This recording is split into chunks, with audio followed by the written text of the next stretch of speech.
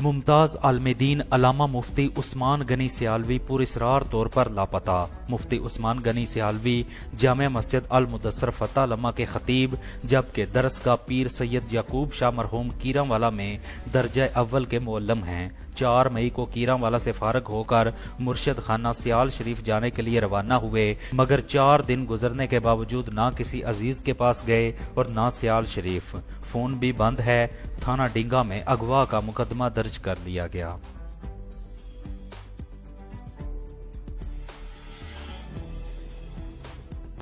پاکستان تحریک انصاف نے پنجاب کے مختلف شہروں میں جلسوں کا شیڈول جاری کر دیا۔ عمران خان 10 مئی سے 14 مئی تک مرید کے گکھڑ منڈی، لالا موسیٰ گجر خان اور اٹک میں جلسے کریں گے۔ عمران خان 12 مئی کو لالا موسیٰ آئیں گے۔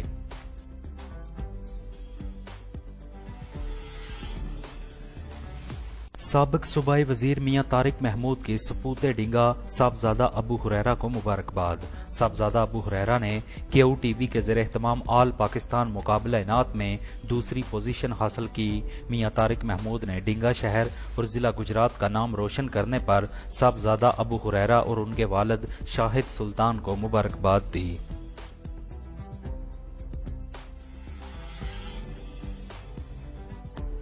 پاکستان تحریک انصاف یوتھ ونگ کے ضلعی صدر عثمان سعید جوڑا اور تحصیل صدر زین ناصر بھٹیاں کی ڈنگا آمد۔ ڈنگا پہنچنے پر سینئر رہنما Tehreek Insaf Dinga Chaudhry Aftab Ahmad, general secretary youth wing tehsil Kharian Chaudhry Muhammad Ali, صدر یوتھ ونگ ڈنگا چودھری بلال آفتاب اور چودھری عقل گجر نے ان کا استقبال کیا۔ General secretary youth wing tehsil Kharian Chaudhry Muhammad Ali کی رہائش گاہ پر آمد۔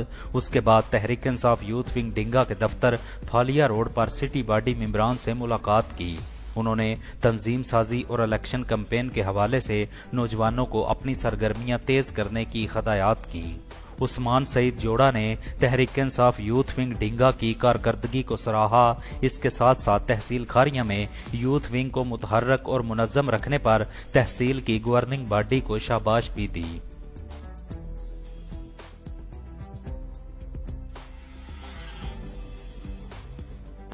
حاجی محمد صدیق مرحوم کی اہلیہ سینئر صحافی اور جنرل سیکرٹری مرکزی انجمن تاجران ڈنگا محمد شریف چشتی کی بھاوج کا ختم کل آج پڑھا جائے گا۔ ختم کل آج بروز سوموار جامع مسجد بہار مدینہ فوارہ چوک ڈنگا میں صبح 10 بجے شروع ہوگا، 11 بجے دعا ہوگی۔